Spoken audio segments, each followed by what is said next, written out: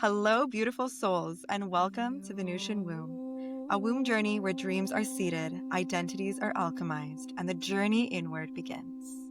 This season, we're honoring a dream in gestation, a 13-episode womb journey exploring the sacred phase between dreaming and birthing. It's about the phase where something meaningful is taking shape within you, even if you can't see it yet. I'm Milena. And I'm Megan. Let's begin by taking a slow, deep breath together.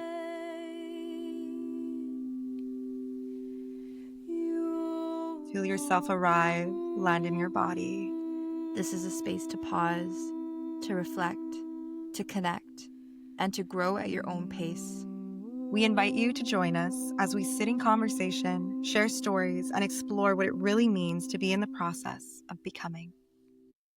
Hello, everyone, and welcome to the Venusian Womb podcast. We are so excited to have you join us for this episode. This is a crucial, foundational piece to any type of spiritual development, personal evolution, and just any type of energetic work. So we are going to be talking about spiritual hygiene as well as spiritual protection. And when I say spiritual, I also mean energetic because spirit is energy. And when we're talking mind, body, spirit, spirit is the energetic component of our being. And everything in the world, truly, in essence, is energetic. So it's an incredibly important point. While it is so subtle and intangible sometimes, it is operating in everything that has life. And so to give you a little bit of a flow for this episode, we are just going to talk about what is the distinguishment between spiritual / energetic protection and hygiene, how they're different. We're going to introduce some tools about how we go ahead and do these things in our lives, how we can protect and cleanse ourselves, our spaces, and how we've utilized these things to cleanse the spaces that we're hosting with our women's circles, with any ceremonies that Megan and I have done, and what are some mistakes that we have made along the way so that you don't have to go and make the same ones. We have definitely been humbled through this process. And through that humbling, we've realized that this is an incredibly important piece to touch on. And we were actually not going to do this episode, hence why it's episode 0.5. But we were recording and we're like, how could we possibly not dedicate an entire episode to this? So here we are. And I do want to make a comparison just so that it can be slightly more tangible yet abstract at the same time. Is that our energetic body needs to be taken care of as much as we do our physical body. And that's why we really want to bring some tools, explain why it's important to make it more tangible. But as you would brush your hair, brush your teeth, take a shower, put deodorant on, all those hygienic things you do for your body as well as your mind, you should be doing for your energy as well. And especially after hosting over 25 circles together, we've got experience and doing ceremony and ritual together in the womb cave, in the forest, just together for fun. We have learned a lot along the way, and we have made a crap ton of mistakes along the way as well. But that's all part of growth. That's all part of this process of hosting events, of hosting ceremonious events, of doing ceremony with ourselves and with each other. And we really want to bring forth a lot of the wisdom we've learned along the way, especially for those, because we believe this is so, so important for any space. Like even now going forward, I mean, we're very conscious of spaces that we choose to go for healing because spiritual protection is so important for us. Yeah, do you have anything to add to that? I do want to say, I do want to say that, I want to de-shamify a little bit because we've definitely made mistakes in the way that we first started hosting circles. Like this definitely wasn't something that we were very conscious of at the time. And that's the thing with most things that you're really starting is that, yes, you can do all this research. You can prepare yourself as much as possible. And there isn't ever this like I'm fully ready and I'm fully, in this awareness of how to go ahead and do this new thing. So, there is no true readiness in this process. The readiness is in your intention of I'm actually going to start taking the steps. And Mhm. as you take the steps, the path unfolds along the way. And there are certain things that you will only truly learn as you start actually embodying the experience of going through the process of what you're trying to do, which for us, it was hosting these women's circles and becoming space holders for these women. There was a lot of things that we had to experience for ourselves, Mhm. especially as empathic beings, especially as highly sensitive individuals, right? Is there was almost this normalization in my body of like, oh, this is normal for me to feel this intensity of energy, or for me to sometimes feel like life is overwhelming. And then now in hindsight, realizing that I just wasn't protecting myself and I wasn't cleansing my energy. And that's why I was also feeling this intensity of energy that also wasn't mine. And it Mhm. wasn't until I think Megan and I were both able to actually experience that, like experience this exhaustion after hosting our circles. And like, don't get me wrong, in the circle, there was so much nourishment that was happening and like so much joy and connection, and it felt wonderful. But it wasn't until after we would finish our circle and close the container that it hit us. It was just kind of like this wave of exhaustion and just feeling drained. And that was something that truly we could only really learn by experiencing that, Mhm. especially when you're not hosting these bigger spaces. The shifts may feel very subtle, or you may not even notice it, especially if you don't have this awareness around your energetic field and around the fact that we are absorbing energy around us. Mhm. And I wanna talk about a spiritual pioneer in the field right now, Victoria Pepo. Not too much because I'm still absorbing a lot of her lessons and taking in what she has to share and the truth she is speaking. And she talks a lot about interference and interference that comes into spaces from external, but also from internal. And in healing spaces, transformational spaces, empowerment spaces, our triggers and trauma and wounds come up. And that is interference in the space as well that can start distorting and causing illusions of not feeling protected and influencing the other people that are also in the space, especially if the spiritual protection is not there. And for this reason, protection is so, so important in these spaces because of this interference. And as Milana was saying, when we would leave the circles, yes, we were so nourished and alive and in deep intimacy in these circles. But the minute we would leave, or give it a few hours after we would leave, depleted, drained, we would feel overwhelmed. I would feel irritable. There was like it was too much of like this up and Yes. down chaoticism, that's not a word, but a lot of chaos. And because of where we lacked in spiritual protection, Hmm. and also I do want to preface, we started these circles heartbroken. Like we were deeply in our anxious attachment, in our wounds, in our abandonment wound. Hmm. And as much as there is shame and embarrassment for not protecting the space properly, which again, it's a journey, it's a process. You're going to learn where you're falling short along the way. Hmm. We learned so much. And because we were able to feel this dissonance in a way of how Hmm. after being in circle compared to after circle, we were able to adjust and get really real and radically honest with ourselves. What's going on here and why is this happening? How is it that these circles feel so fulfilling and yet drain us after? And I know my mom was reflecting back to me. She's like, this doesn't, or even my partner was like, how is it that you're like super high after the circle and then you crash? Like you literally crash and burn. And then I would be like, but these circles are super valuable and Hmm. important. And I would fight. And I was like, okay, Megan, take a seat back. Let's actually look at this. Let's actually see what's happening here. And as we did more circles, as we perfected, which is not perfect at all by any means, Refined, but as we refined. refined our method and how it is we guide and lead circles, we intuitively were guided in this process as well. We allowed our bodies to show us the way of how to protect the space. We didn't, yes, we've read books and we've been in this community for a while and we did the things that you're supposed to do for protection. But there's a lot of things that just kind of naturally happened and became part of our process of protection Mhm. that was not planned. It was just, it just happened.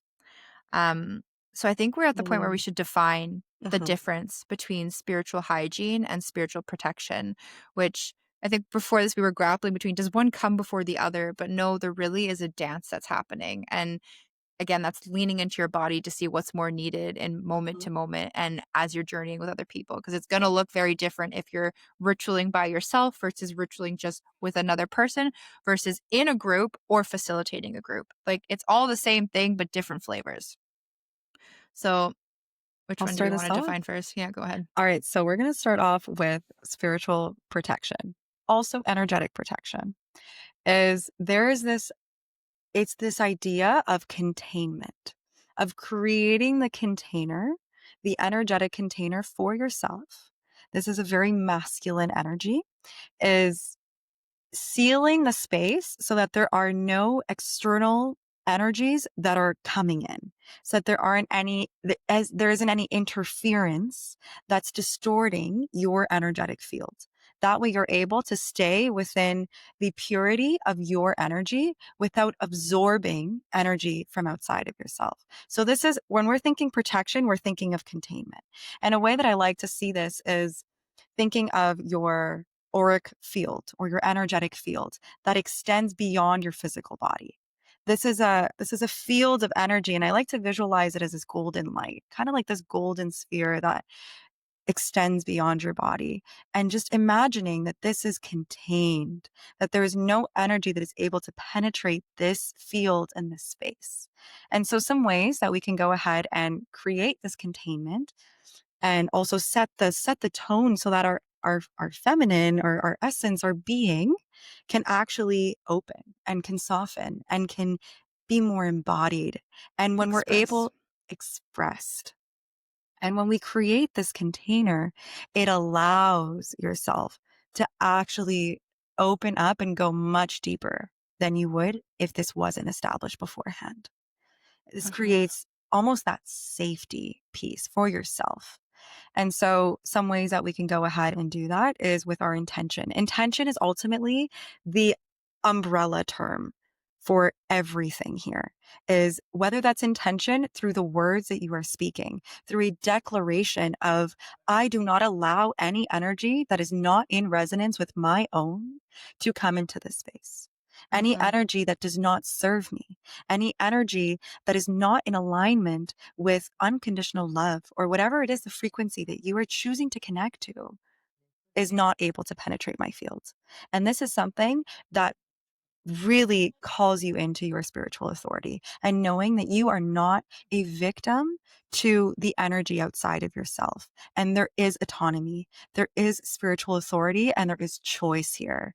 When you are truly stepping into this power, know that when you are not saying no, you are saying yes. And so it's important to say your no and to declare what your no is and what you are not allowing into your space. So that's number one, is a declaration. And Before that we is move to just the other, mm, sorry, go ahead. no, no, no, babe, go ahead. I thought you were going to the clearing. I'm not just yet because I do want to speak about another concept that Victoria People speaks about is energetic loops and Mm, how we have to close these loops as part of our protection. Especially if you think of you're in your day and if you're like me and you do a lot of things, you are mm, opening these energetic loops constantly. I wake up, I go to the gym, that's one loop. I come home, I do my morning reading, that's another loop. And then I jump into filming an episode for Venusian Womb, that's another loop. And then I start working on my book, another loop. I work with a client. How many clients am I working a day? Because that's going to open their own loops as mhm, well. And if we're not intentional with closing these loops, with just going on with our day and just allowing all this bombardment to mhm, our body, to our energetic field, that's a disaster for overwhelm, a disaster for very non-clean spiritual hygiene, and no crap, no shit. You're gonna feel a little bit drained and overwhelmed, and overstimulated by the end of the day because you never close these energetic loops. And this is part of like, and you can even do this in spaces, noticing where there's any loops. If you could tune into the space, that's a whole different conversation. But closing loops is so important as part of the spiritual protection. And just a quick little exercise Victoria People had given that I've been using. I don't use it every night, but I do use it most nights, is going through each of the chakras, starting with the crown and coming in with either a gold light, a white light, and kind of viewing it come down through the crown and threading through. So then going through your third eye, going from the front, going back to the back, and then all the way down to the root, like threading a needle. And like Mhm, Milena said, claiming, setting your nose mhm, and calling, like, I call and claim all of my power back to me, all of my authority back to my body. I close any loops that I was in contact with during this day. So it is, however you want to say it, whatever comes naturally, to mhm, return to your natural energy so that you can be operating from this space and not from a space of distortion and interference that has clouded your discernment and your sovereignty. mm. Wow, that is one of the most powerful practices, and also just aware pieces of awareness. Like, I was not even aware of these things before, and so they're continuously operating, right? So it's so helpful to be able to develop this awareness, and that brings us into our second point, which is visualization. It's the power of visualization, visualizing that golden light, visualizing this threading perhaps going through your chakras, visualizing whatever it is supportive for you. I find that those are the two that feel most supportive for me. Sometimes I visualize vibration as well. Like when I hum, I visualize vibration as well. Sometimes you can use that for protection, just kind of sealing the space. And the last one here that we will mention are boundaries. The importance of having boundaries. Noticing when you go out and you go to a space, when you are engaging with someone in your life, checking in and attuning to how you feel after. Are you Mhm, feeling drained? Are you feeling nourished? This was the key point of awareness for us to realize we're actually absorbing so much. We did not contain our energetic field. And this is why, because we did not say our no, we did not create this container, it's absorbing. It's mhm, a no is a yes ultimately. So by not creating this container, we're allowing ourselves to be more exposed energetically to absorb energy outside of ourselves. mhm. By not saying a no is a yes. Sorry, you said a no is a yes, and I'm like, By not yes, thank by you. not saying a no is a yes, That's what but I meant. I know that's what you meant. So another piece with boundaries that is really important to speak to is the consumption of substances. And I'm going to speak from experience, from an experience me and Milena actually had. And it was our shroom journey or our shroom trip. And we've done two. I was going to say a couple. It feels like a couple because they were insane. But the boundaries that you set in order to create safety, because boundaries are essentially creating safety in the space, creating space for you to be able to really drop in and not feel like you have to be concerned with other things that are going on, which I think our first room trip, we definitely, thank God Milena jumped in and realized we did not protect the space beforehand. And I watched her drop to the floor as I'm like starting my experience. And I just remember being I'm like, oh, thank God, because I can't do that right now. I'm already in it. I'm in my experience. And I saw her setting the framework, setting the intention, calling in protection, and claiming it out loud, which, yes, there's probably a mistake on my end that I should have done that for myself. But I just feel like me and Milan are so intertwined at this point that it We felt guide each fine. other. It felt safe to do it that way. And being aware that in these altered states of consciousness, that there is possibility for more interference because you're not Mhm. in your natural energy. That is, yes, these are beautiful medicines and tools and that you can use, but you are not in your natural energy anymore. And I do think that that is so important to be very mindful of, and then to up your spiritual protection even more so in those instances and cases, because it's important if you haven't got that from this episode already. And having learned from that experience in our in our medicine ceremony that we did after that, we Mhm. Oh. made sure, the 2 of us, we Oh, it's cleansed that entire space. We made sure we called in our protection. We set up an altar for ourselves. Like, the way that we created this safety for us to actually truly be able to open up to whatever the medicine was leading us on our journey, Mhm. that we were able to go as deep as we did because of the fact that we made sure we cleansed, which we'll talk a little bit about more, and protected the space. So again, right, you're Mhm. learning through the experiencing of it and realizing and recognizing even how much safer I felt following having done that. And another piece of protection that, as you said that, it just sparked in me is anticipating your needs, Mm. making sure you can have your needs met. Not only did we have cleansed and we made sure we checked in, do we need to eat before this? Or what do we have that is easy for us to eat afterwards, to make to eat afterwards? We had cushions and blankets. We had the bathroom so close to where we were. We made sure that our setup, there was nothing that we were gonna was going to pop us out of our experience or take us away from being there so that our needs could be met in that time. And same thing in circles. We always encourage women, please go grab pillows if you need to stand up and move during the circle. We want to make sure people know that it's their responsibility to take care of their needs, but also we are here to guide you if you need support in taking care of your needs.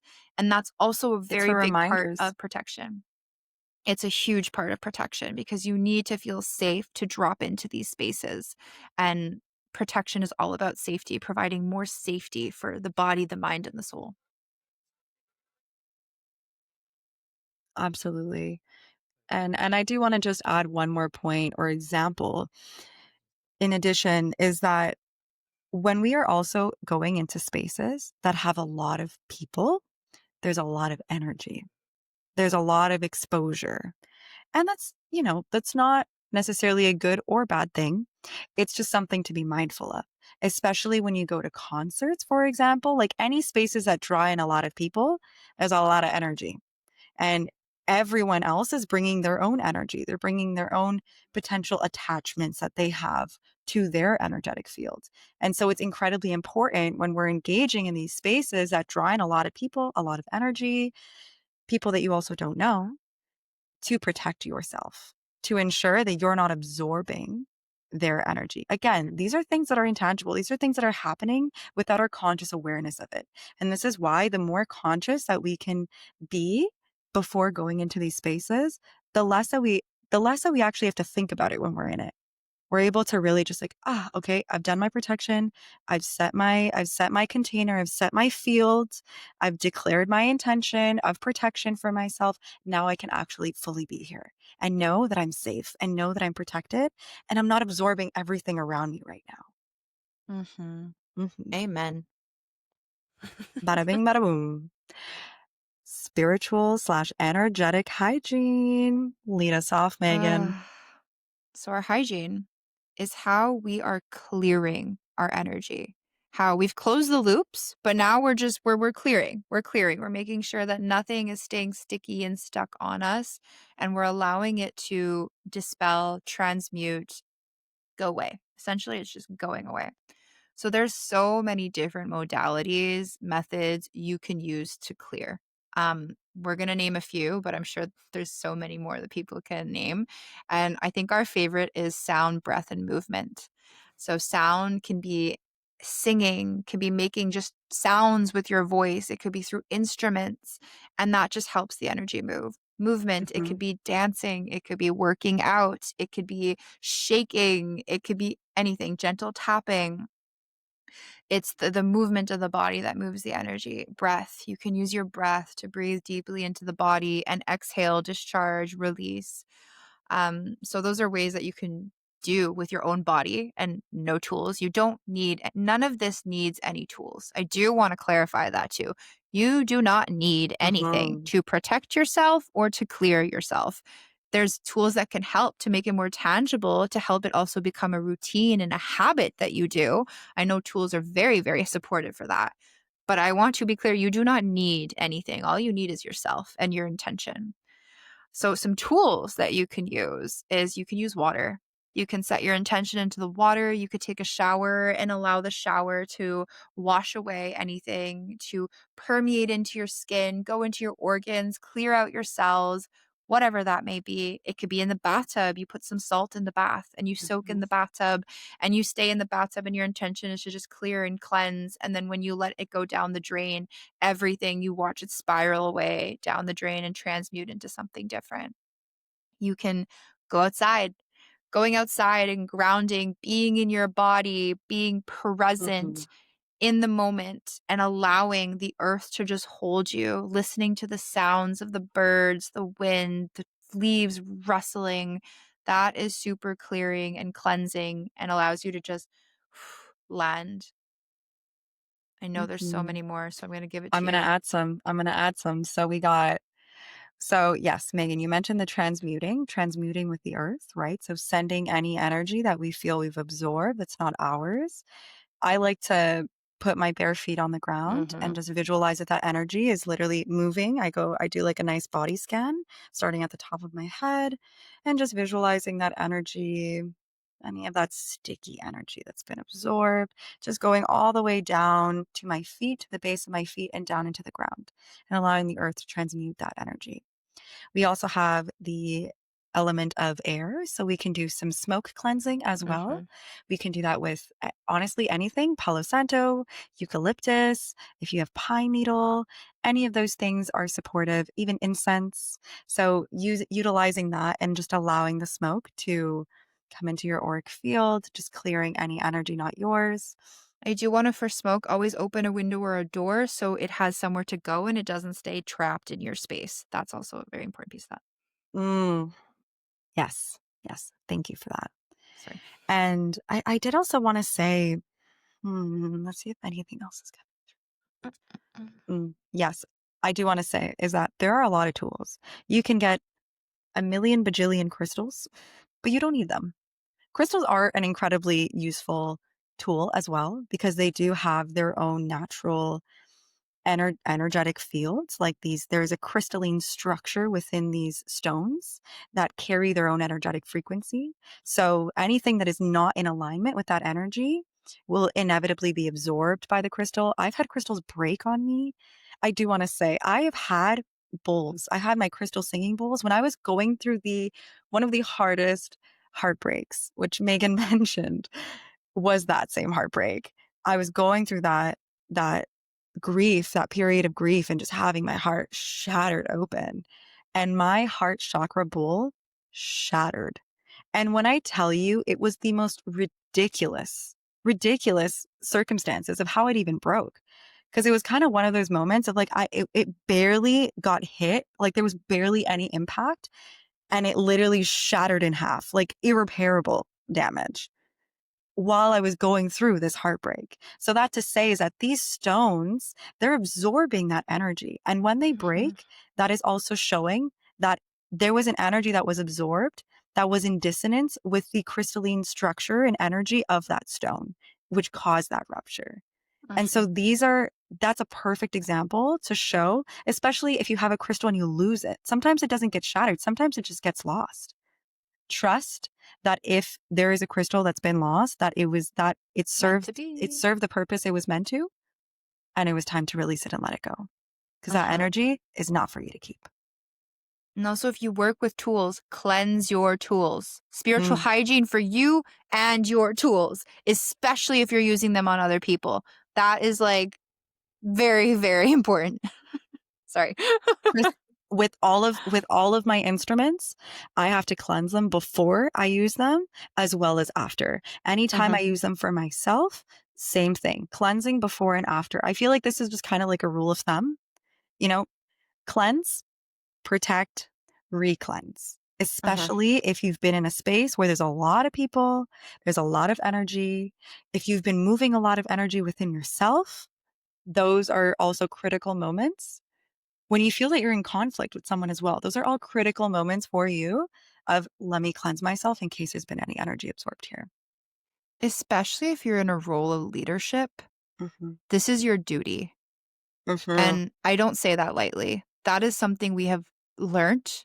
as a very powerful lesson Mhm. that if you choose to lead other people and other people are like it is an honor to be able to lead people in these spaces, and it is to be treated as such. Because when you are not spiritually protecting or taking your spiritual hygiene seriously, you are causing harm. That is truth. There is harm being caused. You might not be doing it intentionally, and that really might not be, yeah, it's not your intention, but that is what's happening. And as a healer, as someone showing up in these spaces, it is our duty, our role to ensure that Integrity. they're safe.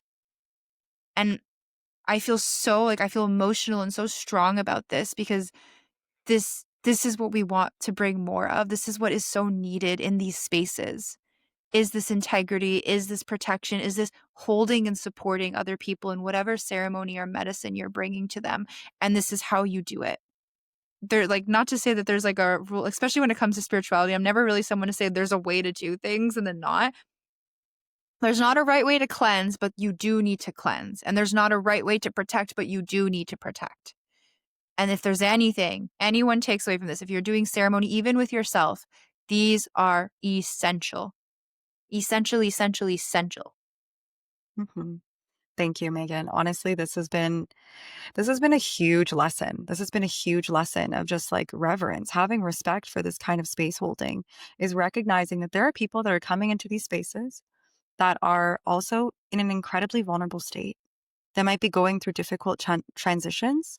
They might be also coming because they're in need of healing.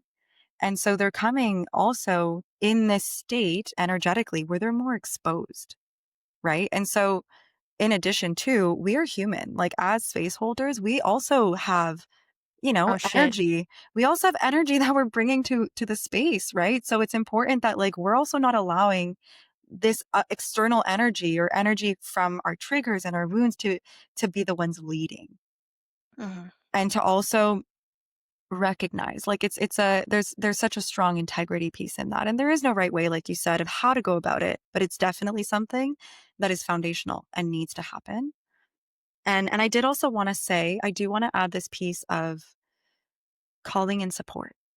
Calling in Mhm. support, whatever that support looks like, whether that support for you for protection or for cleansing is calling guardian angels, calling in your ancestors, calling in, any spirit guides that you may have connected to that serve this intention of protection, calling in God, source, universe, divine Goddess. light, goddess, whatever it is in that space and time that you are connecting to the most, invoke that and call that in, because there are these forces, there are these energetic and spiritual forces that are also here to support your journey, to protect you, but they cannot actually intervene unless you've called them in and allowed them to. I want to put a little parentheses. Be sure who you are invoking is who you are invoking. I don't want to go too much into the woo woo, but there are trickster energies out there. And be clear and very crystal clear on who you are invoking and Mhm. not necessarily why, just who.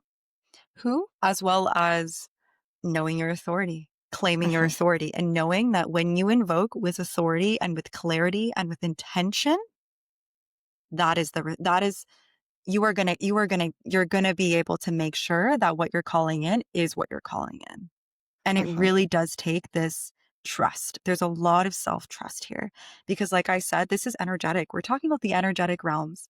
This is intangible. It's not something that we can see with the human eye. We can see it with our third eye for some of us that are clairvoyant, but we don't see it. We don't see it very often. And so there is a level of self-trust of knowing that while you may not have the direct confirmation in that moment, trusting yourself and trusting in your authority as you do this. Mhm. I think this naturally leads us into speaking how we protect our spaces and what our process looks like so that maybe some people could be inspired um, and what this is developed into. So I think we'll start off with Milena and I with whatever theme we are moving through or choosing to move through. We always open it up. We always choose to connect directly to whether it's a goddess, a chakra, an element, whatever it is, we connect directly to it. And again, this has been refined over time in how we do it. We typically go down to the water. We are always outside when we do it. Actually, we're always by a body of water. Mhm. It's just the natural for how we do it. And we call it in and we tell it. We're like, please teach us the lessons, whatever it is we're meant to learn as we journey through with you.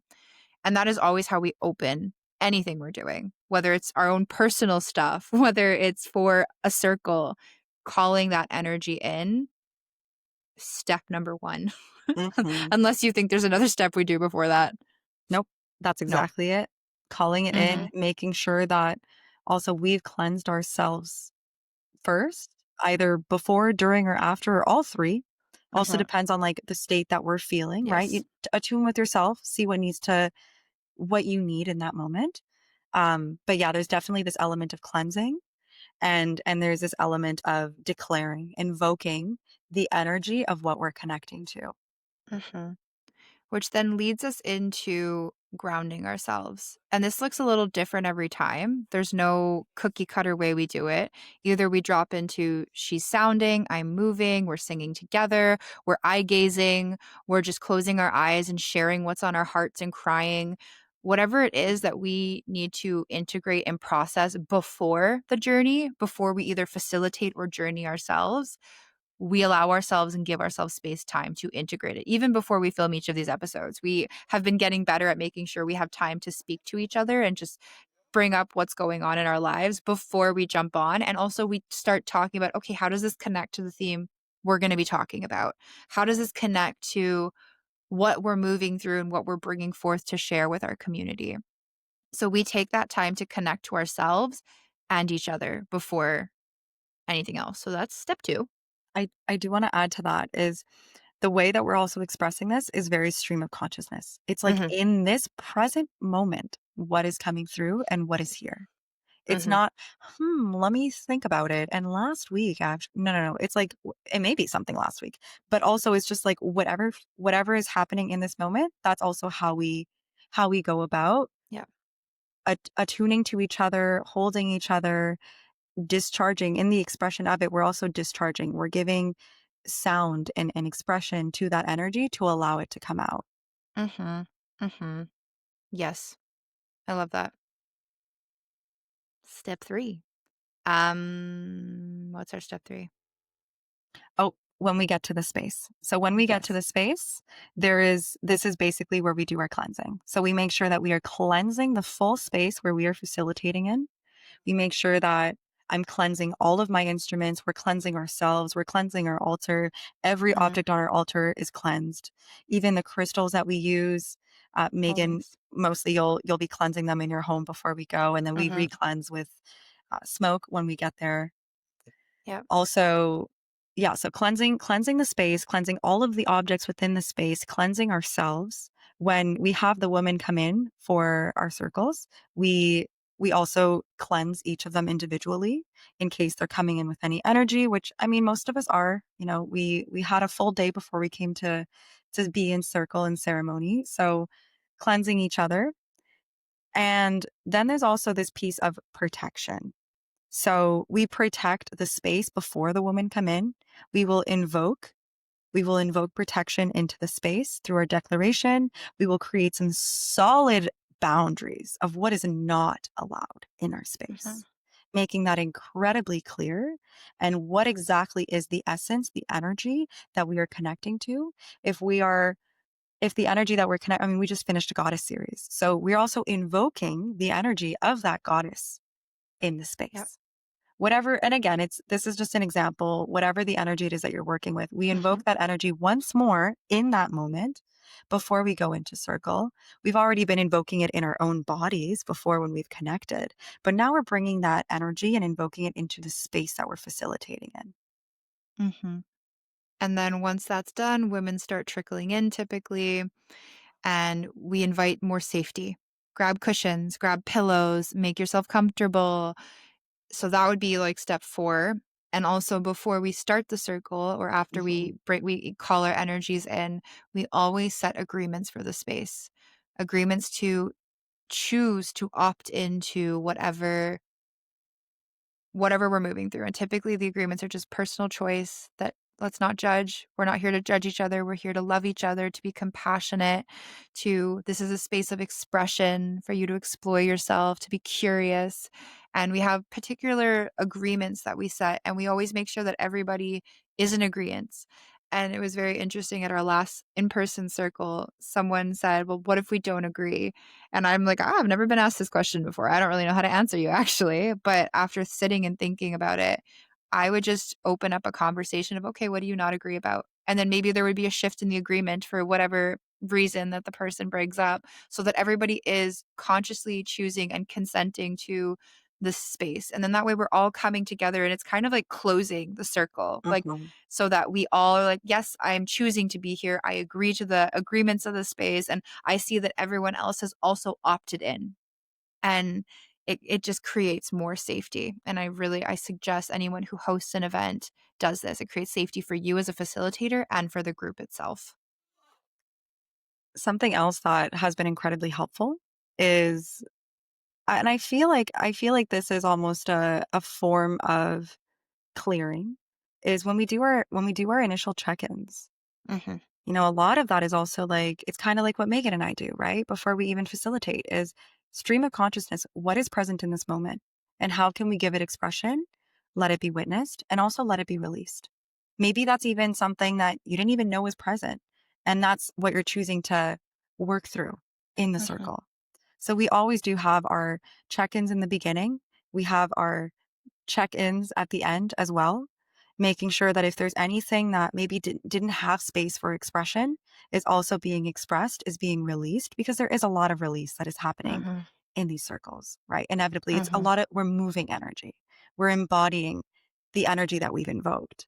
And that's Hmm. inevitably going to cause energy to discharge. Anything that is not in energetic resonance with it is going to come up to the surface. Hmm. And anyways, so our circle goes on Oh, and then we close. So I'm like, I'm just trying to think of my trip. Like, what do we do next? We cleanse when we get home. We everything. go back to the water. Mhm. We go back to the water to close, and we typically have women write their names on the altar. We take all the names back with us and we burn it. We burn it to release it, to clear it, to end it, to close the loop. Close the loops. And we always close the loop at the end of every circle. That is been something we've done from the very, very beginning. We've never not closed a circle. I think all these other things that we named before, those have been added on along the way. But closing a circle was something we intuitively and just naturally did. And we go to the water and we integrate and we thank the energy. We speak out loud the lessons we've learned along the way and we release and we close it down. Oftentimes, we'll give offerings.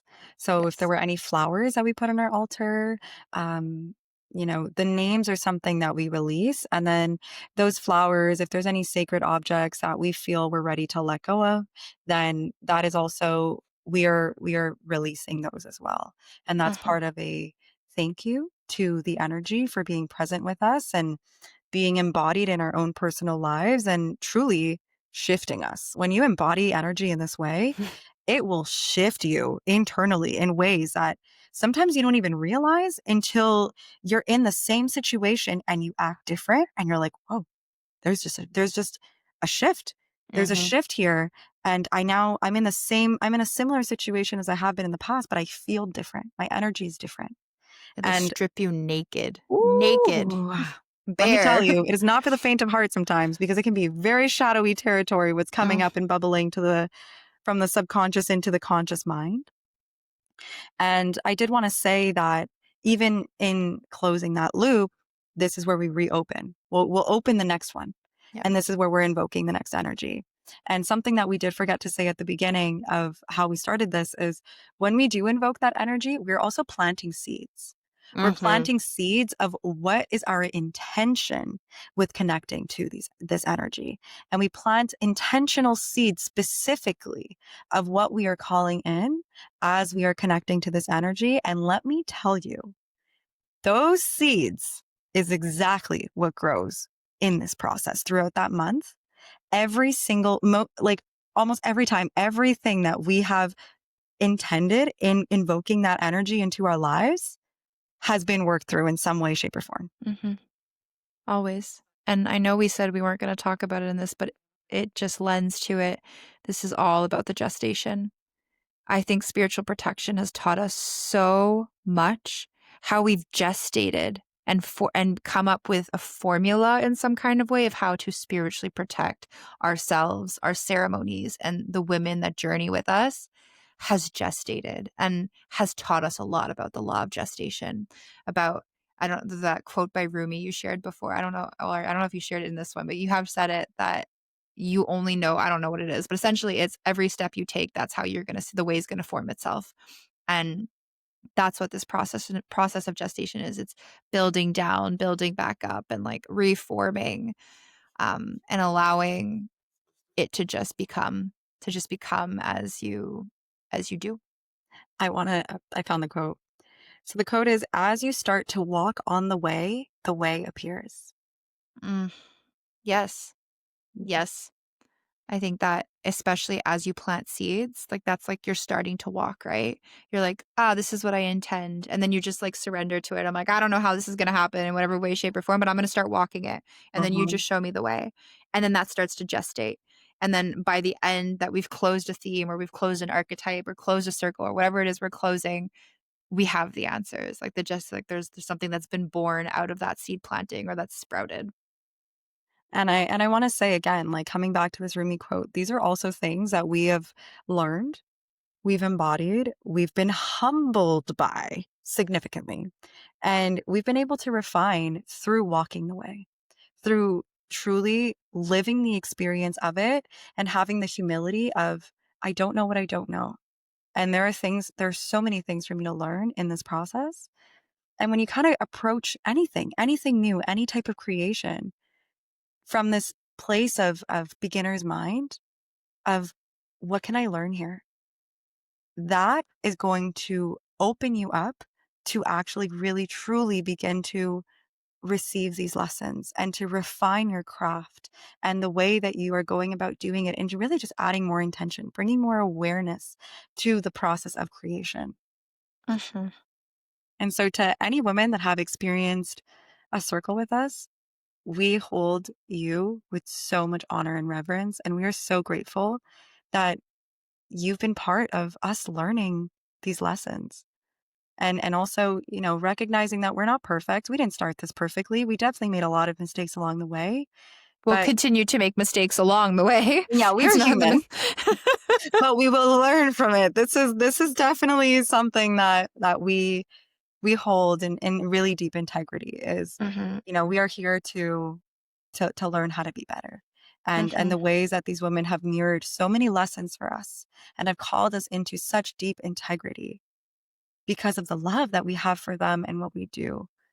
Truly so grateful for this level of trust and for them to also hold us in the messy and hold us in the lessons as we go along. So yeah, I just wanted to end this off with some gratitude mhm, and gratitude for this whole process that's kind of brought us here. And, we're here to also share what we've learned so that, you don't hopefully you don't have to make the same mistakes mhm, and are leaving this coming feeling that you have more choice, you have more authority and autonomy in energetically and in how you're moving in the world.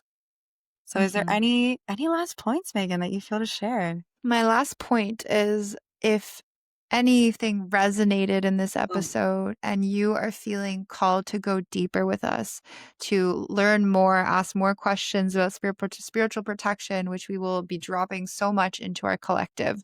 Our collective is going to be a beautiful space throughout this podcast that you can come to share your reflections, to integrate what we talked about, to join our circles, because we will be hosting 2 circles a month, one for the new moon, which is going to be less of an integration circle and more of really just a feeling circle and being with yourself, and our actual womb circles to integrate what we talk about each month in these podcasts.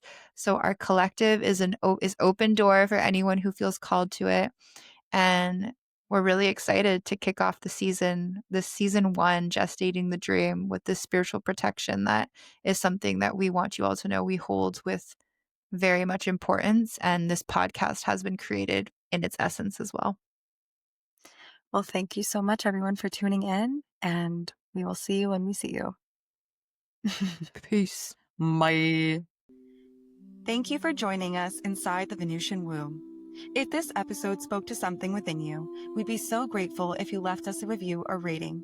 It truly helps our podcast grow and reach more beautiful souls who are on this journey of becoming. You can also share this episode with someone who may resonate with this message. Sometimes the right words arrive exactly when needed the most. Remember, growth takes time, and everything you're becoming is unfolding exactly as it's meant to. May this Venusian code activate the Venusian energy within you. Until next time, take a breath, trust the timing, and keep tending to the dream within. With love, Milena and Megan.